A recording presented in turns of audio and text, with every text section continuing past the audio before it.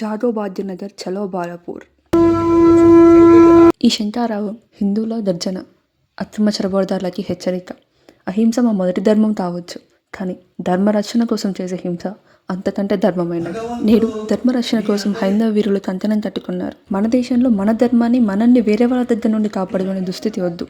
స్వదేశ రాజ్యంలో జరిగే ప్రతి నినాదం అతరంగమంగా వచ్చి ఈ దేశం మీద పన్నాగాలు వేసే వాళ్ళ కోసం, ఐకమత్యం కోసం వేరే దేశాలతో స్నేహంగా ఉంటాం, అంతేకాని బ్రతుకుదేరువు అని చెప్పి ఈ దేశ ఆడపిల్లల మీద లవ్ జిహాద్ పన్నాగం, ఈ దేశ ప్రజల మీద ల్యాండ్ జిహాద్ పన్నాగం చేసే వాళ్ళకి ఈ దేశం సమాధానం చెబుతుంది. మొదల్సి సుల్తాన్ రజాకాలను తరిమి కొట్టిన దేశం భారతదేశం. అలాంటి దేశంలో ఈరోజు అఖండ భారతం నుండి విడిపోయిన కొన్ని దేశాలు మళ్ళీ ఇదే దేశం మీద పన్నాగాలు పండుతున్నాయి. ఒకానొక సమయంలో భారతదేశం అండ తీసుకుని వాళ్ళ ప్రాణాలను కాపాడుకున్న దేశాలు కూడా ఈరోజు చొరబాటుదారులాగా వచ్చి ఈ దేశ వ్యవస్థను ముట్టలు చేస్తున్నారు. నకిలీ ఆధార్ కార్డ్స్, నకిలీ ఓటర్ కార్డ్స్తో మన రాష్ట్ర దేశ రాజకీయ వ్యవస్థలో కూడా వాళ్ళ పన్నాగాలు మొదలుపెట్టారు. అయినా ఇలాంటి అధికారం లేకుండా ఈ దేశంలో అందరూ వచ్చి ఉండడానికి ఈ దేశం ఏమైనా ధర్మసత్రమా, ధర్మక్షేత్రం? ఎందరో మహానుభావుల త్యాగానికి ప్రతీక ఈ దేశం.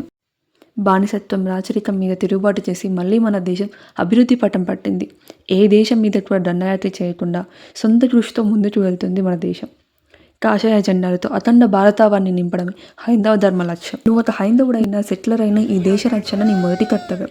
ఎందుకంటే ఈరోజు నువ్వు ఒక సెటిలర్గా ఉంటున్నావు, కానీ వేరే దేశాల్లో సెటిలర్గా ఉన్నా, హిందువుగా ఉన్నా వాళ్ళ పరిస్థితి ఏంటి? అసలు హిందువుల మెజారిటీ ఉన్నంత వరకు ఈ సెటిలరిజం. ఇకనైనా ముందడుగు వేద్దాం. మన తల్లిదండ్రులు, మన పూర్వీకులు మనకి ఇచ్చిన మన దేశాన్ని కాపాడుకుంటూ మన ధర్మాన్ని రక్షించుకుందాం. రేపటి భావితరాలకి ఒక సురక్షితమైన దేశాన్ని ఇద్దాం, అంతేకాని నా ధర్మాన్ని నేను పాటిస్తే నన్ను చంపేస్తారేమో అన్న భయాన్ని కాదు. నువ్వు పాటించేది గుడ్డి నమ్మకం అంటారేమో అని, లేకపోతే అందరూ నేను అందబత్తరు అంటారని ఆలోచించట్టు. చిన్నప్పుడు తల్లి చెప్పింది విని పెద్దయ్యాక అవే అనుసరిస్తూ తల్లిని కాపాడుకోవడం అందబత్త అయితే గర్వంగా చెప్పు, నేను హైందవ అందబత్తని, తల్లి లాంటి నా ధర్మాన్ని అనుసరిస్తూ నా ధర్మాన్ని కాపాడుకుంటాను అని. ఒక్కరోజు ఒక ప్రాంతంలో కాషాయ జెండాలు ఎగిరితేనే ఇలా ఉంటాయి.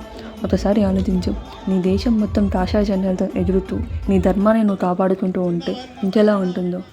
నీ ధర్మాన్ని నువ్వు కాపాడుకుంటే సకల సంపన్నమైన భారతదేశాన్ని, అఖండ భారతాన్ని నీ భావితరాలకు ఇవ్వచ్చు. అందుకే నువ్వు నీ ధర్మాన్ని కాపాడు, నీ ధర్మమే నిన్ను కాపాడుతుంది.